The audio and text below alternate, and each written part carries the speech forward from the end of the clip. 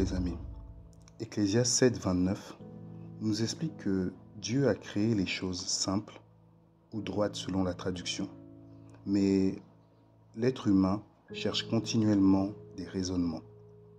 Pour cela, je prie que le Père puisse nous affranchir de nos raisonnements inutiles qui viennent entraver les choses simples qu'il a déposées sur notre route. Amen. J'aimerais vous parler de l'amour, et plus particulièrement de ce que je peux nommer la substance de l'amour. En tant qu'être émotionnel, nous avons malheureusement cette tendance à cantonner l'amour de Dieu dans un cadre exclusivement sentimental. Ainsi, on peut dire que l'amour de Dieu est sur le même piédestal que l'amour humain. Mais nous devons savoir que contrairement à l'amour humain, qui doit d'abord trouver un intérêt avant d'aimer, puis agir, la substance d'amour de Dieu, elle, est d'abord une action qui agit sans intérêt pour définir l'amour. Pour comprendre ces propos, je vais utiliser deux versets. Le premier, vous connaissez dans Jean, qui dit « Car Dieu a tant aimé le monde qu'il a donné son Fils unique ». Le suivant dans Romains, qui dit « Mais Dieu prouve son amour envers nous, en ce que lorsque nous étions encore des pécheurs, Christ est mort pour nous. » Ici, on va se rendre compte que l'amour est défini par une action et non simplement un sentiment. Vous me direz, mais Dieu a d'abord aimé le monde et ensuite il a donné son Fils. Non, son Fils a été sacrifié, il a été donné avant même la fondation du monde. Et c'est là l'action. C'est-à-dire que le sacrifice est venu acter le don que Dieu avait fait. Mais le don était déjà là pour prouver son amour. Et la mort est venue maintenant mettre un sceau à ce qui avait déjà été prévu. On parle de l'agneau immolé qui était offert avant la fondation du monde. Voilà pour éclaircir ces propos. Mais encore plus qu'une action, en fait, on va se rendre compte que le Très-Haut est venu définir l'amour par une personne. Et cette personne, c'est Christ. Christ n'a pas l'amour en lui, il est l'amour et la définition parfaite de l'amour. Ceux qui ont pu témoigner et qui ont pu le voir, beaucoup ont tenu ces propos en disant que tout en lui démontrait, raisonnait qu'il était l'amour en personne. Et ici, on peut comprendre le terme de la substance d'amour. La substance, en fait, dans sa propre définition, c'est toute matière dont une chose est formée. Et nous le savons. Comme je l'ai dit un peu avant, l'amour a pris forme en la personne de Yehoshua HaMashiach.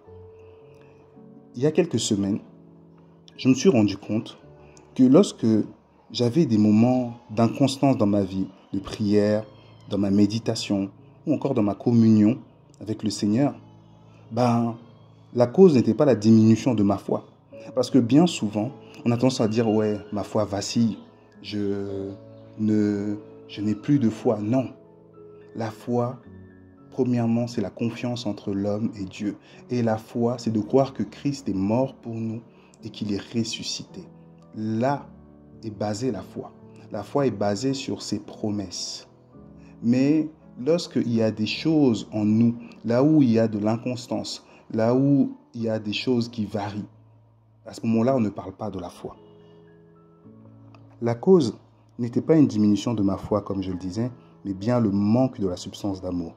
Des choses simples comme prier pour les autres, pour une guérison, pour moi-même, m'entretenir avec le Seigneur dans une série de questionnements sans fin, ou encore faire de la prière un moment de joie ou un besoin vital, s'évanouissait au profit d'autre chose. Et c'est là que le Seigneur m'a fait réaliser que l'autre chose, en fait, nous pouvons le définir par l'amour du monde. L'amour du monde est aussi une substance et elle agit en tant que telle en nous séduisant par des actions, afin que nous puissions aimer la chose et nous corrompre par elle. Notre ennemi connaît une règle spirituelle, et si je peux emprunter ce mot, qui est celle du grand remplacement. Si un démon, par exemple, quitte le corps d'une personne, nous le savons, la Bible nous dit que 7 autres plus forts viennent si le Seigneur n'a pas pris la place dans ce même corps. Ou bien, un autre verset nous dira encore qu'on ne peut servir qu'un seul maître à la fois. Soit on aime un, soit on haït l'autre. Et nous devons comprendre par là que le diable a intérêt à remplacer l'amour par l'amour. Et lorsque cela est en cours de téléchargement en nous, il y a un refroidissement. Donc il y a le refroidissement de la substance d'amour dans le but d'éteindre l'un ou l'autre. Donc lorsque nous aimons le Seigneur, donc la substance d'amour est établie, la forme de Christ est établie en nous, il y a un refroidissement concernant les choses du monde. Mais lorsque l'amour de Dieu se refroidit en nous, il y a un refroidissement pour les choses de Dieu.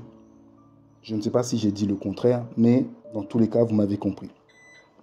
Pour conclure, en fait, nous devons comprendre que l'amour du monde utilise souvent des choses comme la passion du sport, la passion des jeux, la passion de la télé, du divertissement, peu importe. Mais cette passion-là, en fait, vient comme un moyen de séduction et comme une substance ou un venin même pour faire refroidir les choses de Dieu en nous. C'est pour ça que la Bible nous demande de ne pas suivre justement les passions du monde.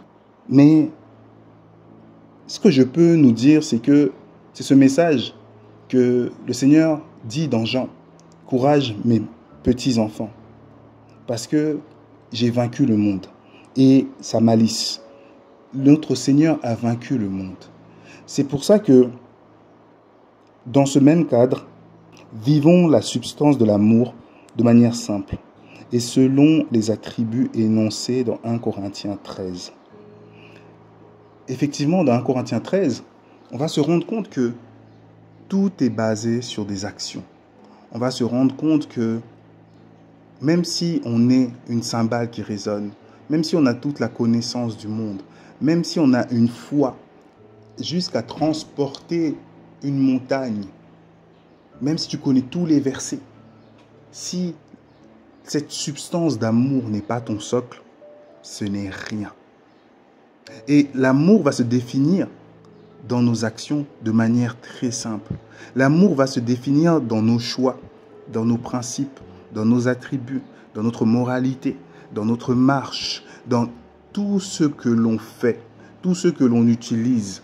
L'amour vient, la substance d'amour vient se définir de cette manière-là. Et lorsque cette substance manque, un refroidissement vient en nous. Et à ce moment-là, on commence à tanguer dans notre marche. On commence à tanguer, on commence à boitiller parce que c'est notre socle. Lorsqu'on parle de socle, on parle de base. Et dans sa sagesse, le Très-Haut a choisi d'utiliser l'amour comme base, comme socle. C'est en fait le béton qui vient nous permettre d'ériger. Et si ça manque, on manque. C'est comme une énergie qui fonctionne en nous. Et pour ma part, il m'a fait comprendre qu'il y a des petites choses qu'on ne peut pas voir ou comprendre si justement cette substance manque. Des choses simples, comme rester là à des heures, parler au Seigneur, courir en rentrant chez toi pour lui parler, pour passer un temps avec lui. Tu ne peux pas passer un temps avec lui si cet amour, cette substance d'amour est refroidie en toi. Tu ne peux pas passer des heures à méditer si cette substance d'amour est refroidie en toi. On a besoin de ça. Et on fait les choses en fait par ça. Sinon, c'est inutile. Et quand tu vas méditer 1 Corinthiens 13, tu vas te rendre compte que premièrement, on te dit que chaque chose que tu peux avoir au début, quand on te parle d'un airain qui résonne, quand on te parle de la connaissance, quand on te dit même avoir la foi, en fait, on te dit tes actions sans amour ne sont rien. Et après, on te définit maintenant l'amour. On te définit, mais on te donne des attributs. C'est-à-dire que l'amour, la substance d'amour de Dieu ne voit pas son intérêt. Il voit l'intérêt des autres. Il ne juge pas. Il ne voit pas le mal. Donc, on voit que c'est ces attributs qui agissent maintenant dans notre moralité, dans nos principes. Et on doit être littéralement envahi, englobé, submergé, noyé de cet amour. Et toute chose en nous doit en fait transpirer cette substance d'amour. Mais sans cela, on ne peut pas. Et lorsqu'on rentre en lutte, ça veut dire qu'il manque. Il manque cela. Et par rapport à ça, vraiment, ma prière aujourd'hui est que cet amour qui dépasse notre entendement siège d'une manière constante et puissante dans nos vies au nom de Yahushua. Et que l'amour du monde puisse être refroidi au profit de l'amour de Dieu, au profit de la substance de l'amour de Dieu qui est Christ en nous. Christ en nous, l'espérance de la gloire. Demeurez bénis et je vous dis à bientôt.